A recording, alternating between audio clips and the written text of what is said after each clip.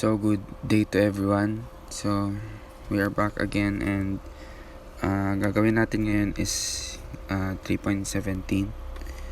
So first is write the statements using the constant qualifier to create name constant for the following literal values. So ang ating literal values ito yung number na to. And for the description is for 2.71828 is our Euler's number, known in mathematics as E. So for our 5.2 number of minutes in a year, 32.2 gravitational acceleration constant in feet per second squared, 9.8 gravitational acceleration constant, and 16.09 is number of meters in a mile. So let's start. So ang gamitin natin dito siguro ay double.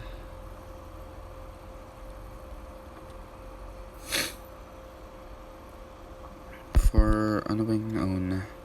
For our Euler's number, pwede natin gawing EU for our variable equals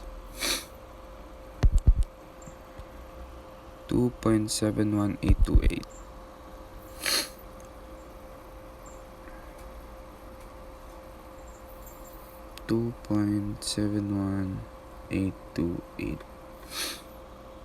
And don't forget our semicolon. Lagi niyong tandaan yan, guys. Copy lang natin to.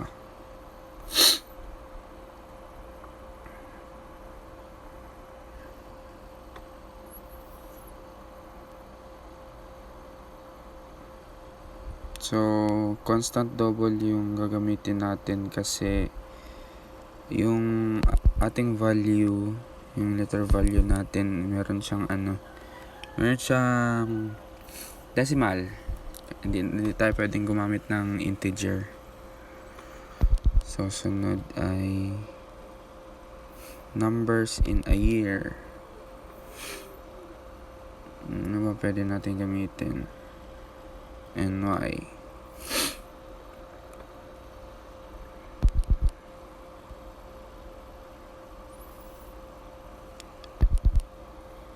Numbers, minutes in a year. NMY. 5.256 E5.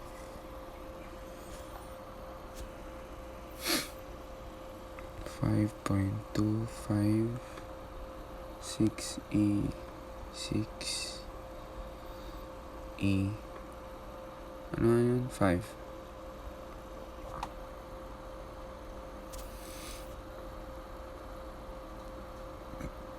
Something like that. Tapos double, hindi na natin i-copy. Ano yung sunod is gravitational acceleration constant. Pwede tayong GIF for our gravitational acceleration.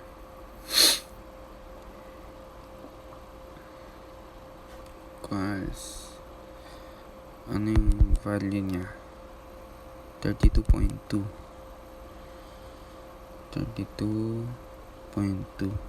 semicolon constant. And next is gravitational acceleration in meters in feet. 9.8 ano bang GM?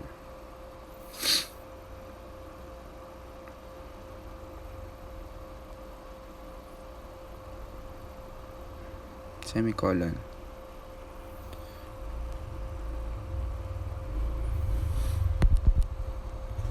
And for last is meters in a mile. MM or MM. 1609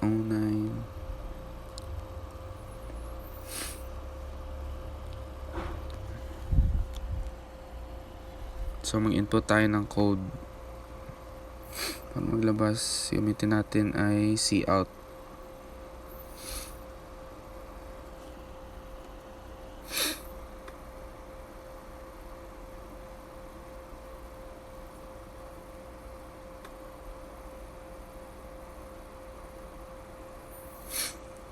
Ano ba yung input natin? Euler's number known in mathematics. Euler's number na lang.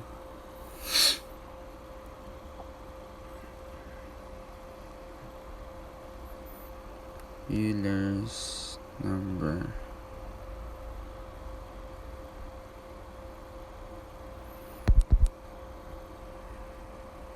Known in mathematics as SE.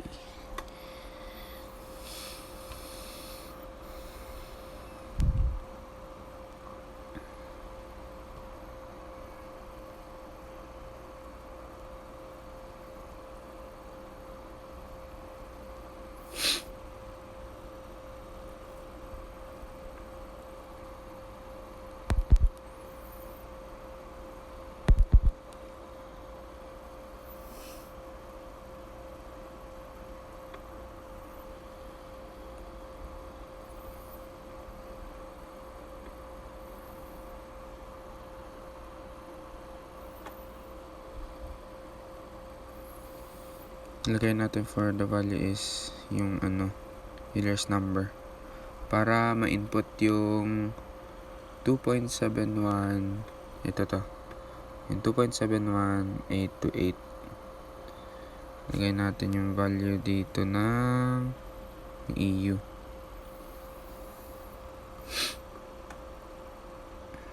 Yan. Copy na lang natin to guys. Copy guys.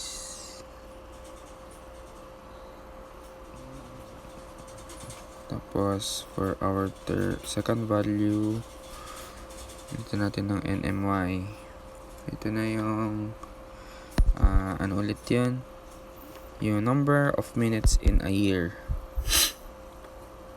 Palitan natin to hanggang dito.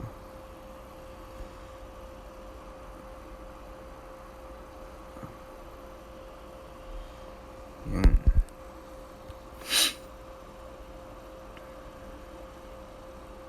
Number of minutes in a year.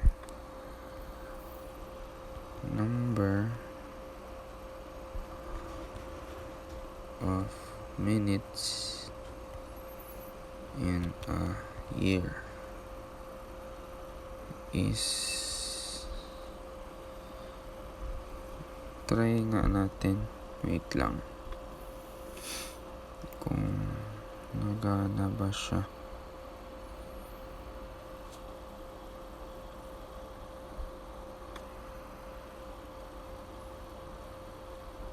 May error tayo.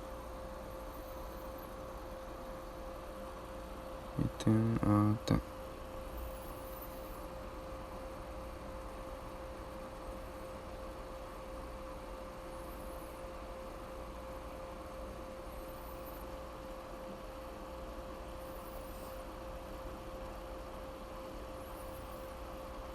Oops, shit.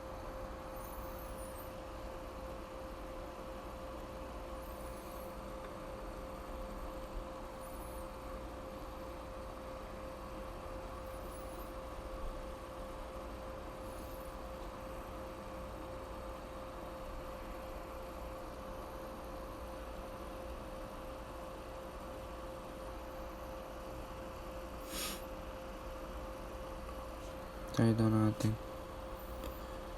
May error tayo guys.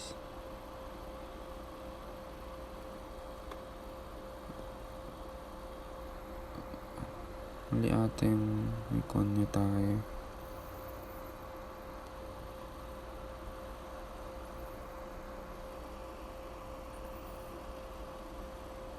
So gawin ko muna to guys. I'll be back mamaya. So balik tayo guys. Natapos ko na yung code and kaya siya nag-error is Ano? Wala po. Bus na.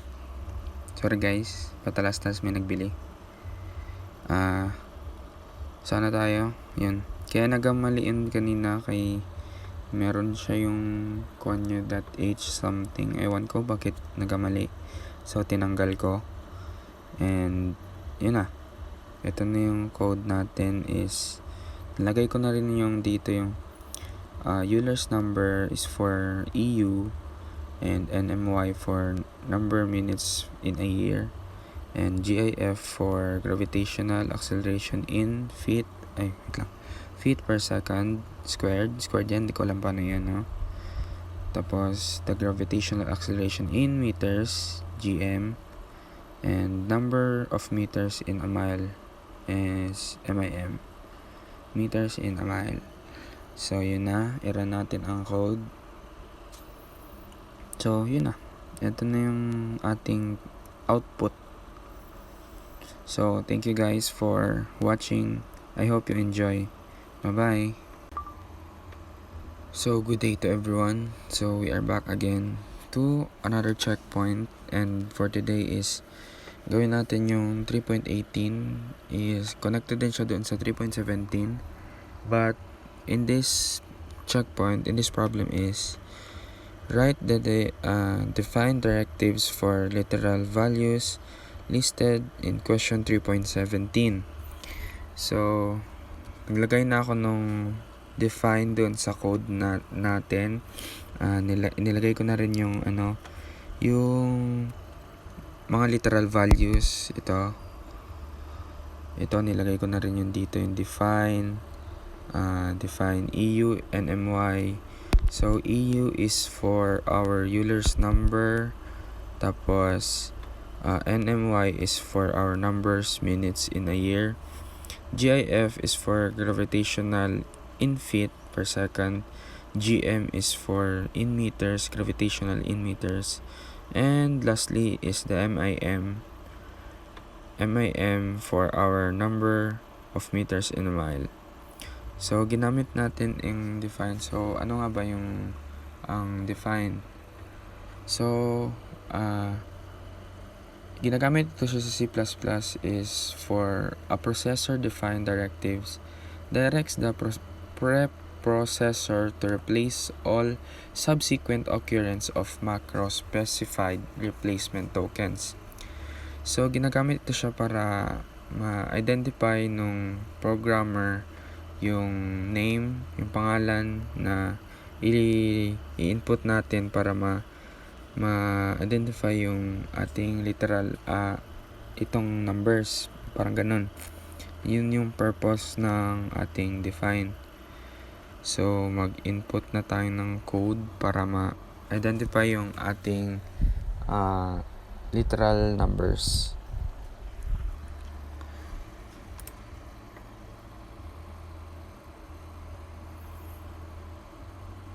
So cout gamitin natin for our EU. Yan. Try natin. Yun. So lumabas na yung yung output niya is yung 2.71828. So yun yung yung purpose nitong define para identify yung value nung binigay natin na pangalan para doon sa ating literal value. So copy na lang natin to.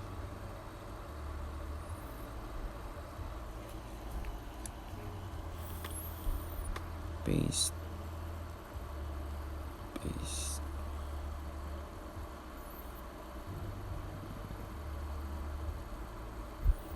Palitan natin ng NMY, GIF, GM, MIM.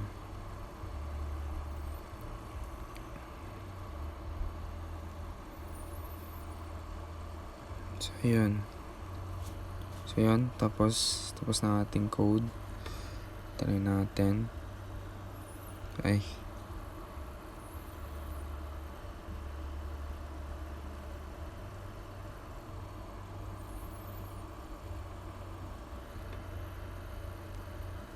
Ay, mali.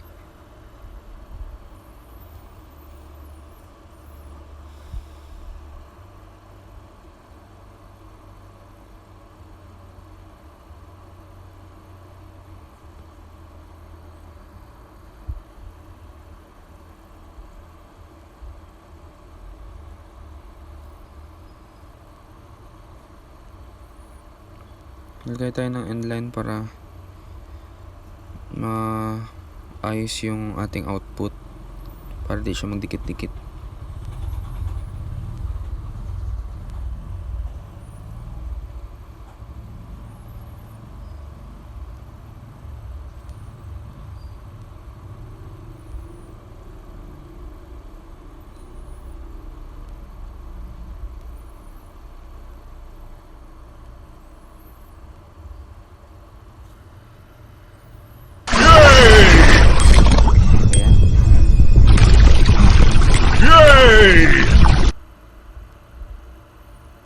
So, yun na.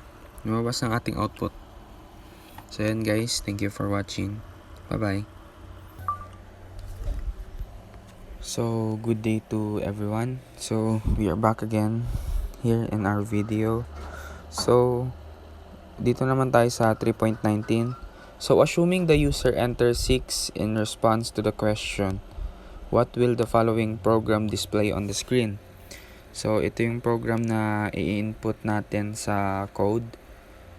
Itong dito sa 3.19. So, actually, na-input ko na yan siya sa C++ na ginagamit ko. So, ang tanong dito is anong lalabas kapag 6 yung input natin. Assuming the user enters 6 in response to the question. So, itong 3.19 is parang same lang din sila doon sa 3.18 na ginamit natin is define. So, what is define nga ba ulit?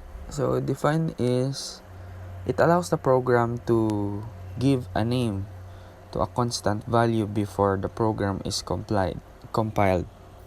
So, define is ina-allow niya na mabigyan ng pangalan yung value na ma-apply natin bago siya ma-program, parang ganun. Tulad nung ginawa natin nung sa 3.18 is yung EU tapos equals to yung value niya, itong Euler's number, itong value na ito sa taas, itong 2.71. Tapos pag code natin siya sa loob na ng bracket, ma-identify niya yung yung EU, yung pangalan na yun. Kumbaga parang nabigyan ng pangalan, parang sum. So, dito na tayo sa code natin. So, ito na yun. So, meron tayo dito define. For our define, meron tayong 1, 2, 3, 4, 5, 6 is first, greeting 1, greeting 2, question, results, your commission, and our commission rate na 0.20. So, meron tayong makita ditong tatlong mga identifiers. So, bakit nga ba int ang ginamit natin? So, first of all, int ang ginamit natin kasi whole number siya. Ito. Yan. Kasi, kapag double ang ginamit natin is, yun yung merong decimal, something like that. So, kaya int yung ginamit natin. And second is for double commission. So, bakit nga ba naggamit tayo ng double? So, for instances, magkaroon tayo ng decimal, ma-identify nung code natin na yung decimal na yun. Kumbaga parang ma-input niya pa rin, ma-identify niya yung number na yun, yung decimal. So, meron tayo dito cout, greeting 1, yun na, cout, greeting 2, end L. So, bakit nga ba gumamit ako ng end L dito? Ano nga ba yung end L? So, ginagamit natin ang end L or end line para pag input pag run natin ng code natin is yung itong line na ito, itong code na ito sila. Bale, kapag wala yan siyang end L or end line, tuloy-tuloy yan siya sa code, magtuloy-tuloy. Tapos ang use ng ating end line is para mag next line yung yung susunod na maging output. Yun. So kunwari itong greeting 2. Ano bang greeting 2 natin dito? So itong of candy pieces sold. So kapag wala tayong end line diyan, ang susunod na na code itong question, magdidikit-dikit yan sila kapag wala tayong end line. So yun ang use ng ating end line. So pieces equals jars times per jar. Cout results pieces end L. So dalawang end L yung ginamit ko para dalawang line yung next natin kasi para maganda tingnan nyo sa sa output. Nasa phone lang kasi. Tapos yun na. So tatry natin, i-run natin yung code natin. Yun. Mag-i-input tayo ng 6 tulad yung sa question. So ito yun. Assuming the user enters in response to the question, what will the following program display on the screen? So mag-input tayo 6. Yun, 6. Yun. So our candy pieces you get for commission is 2232.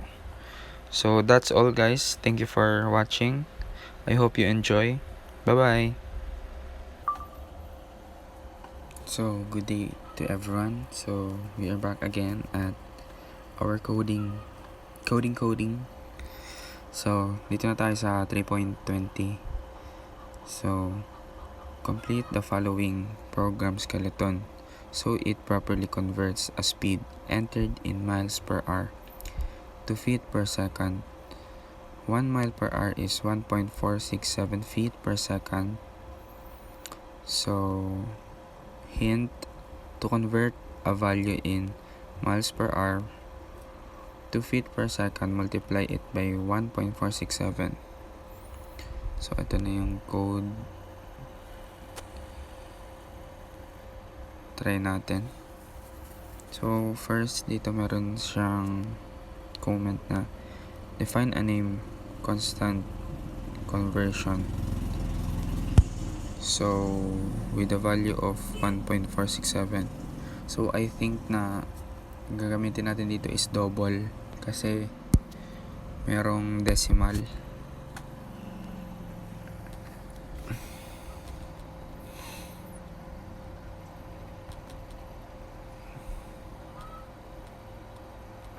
Conversion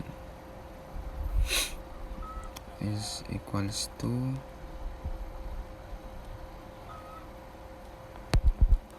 value natin doon with the value of 1.467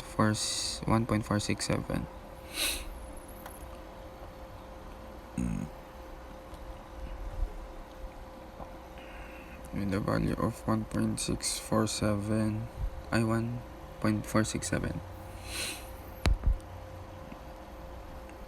So double miles per hour and feet per second. So feet per second double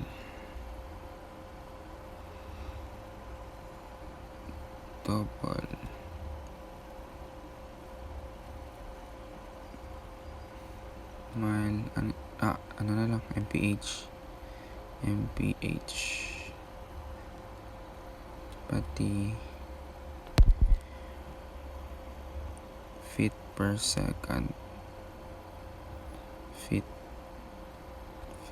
per second.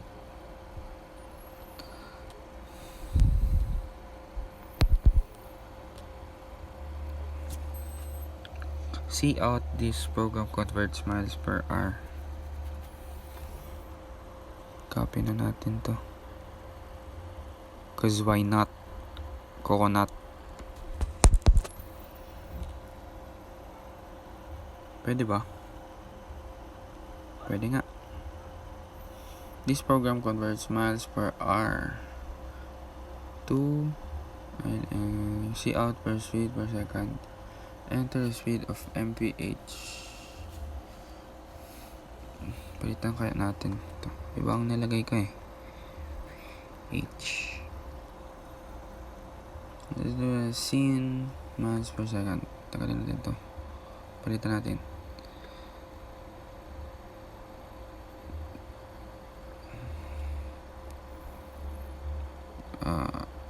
Ano yan? mph. ph.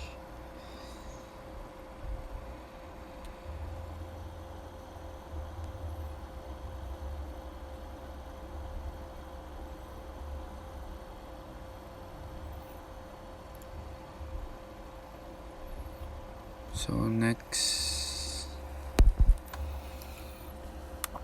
calculate the feet per second. So for our for this one, to calculate this FPS for feet per second is we're gonna use the formula, which is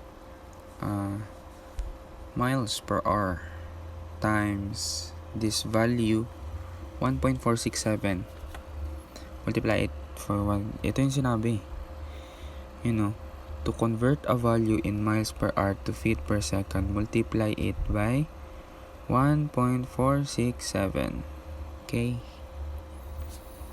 so our FPS is equals to mph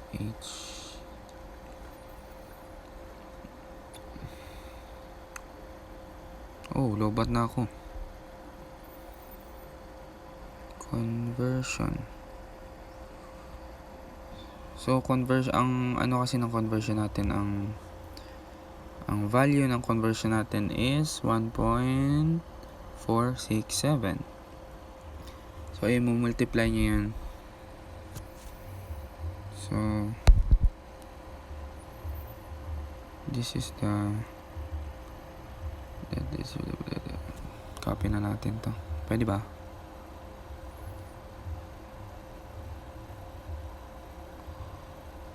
Shit, punsa man eh.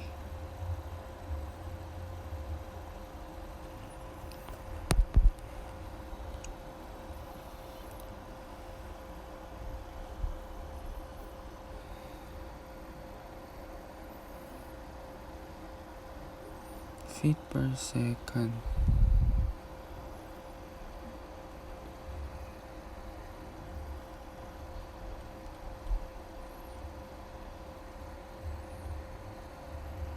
Palitan natin kay magkaiba eh. Feet per second, and this, that.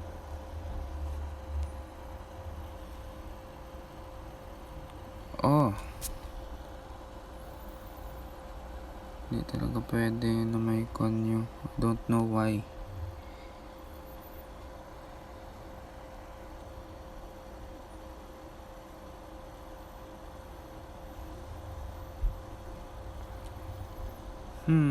Ayun. My bad.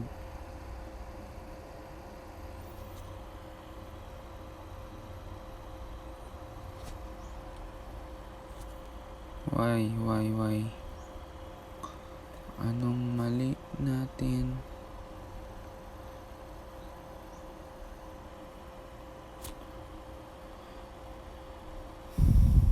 See out FPS.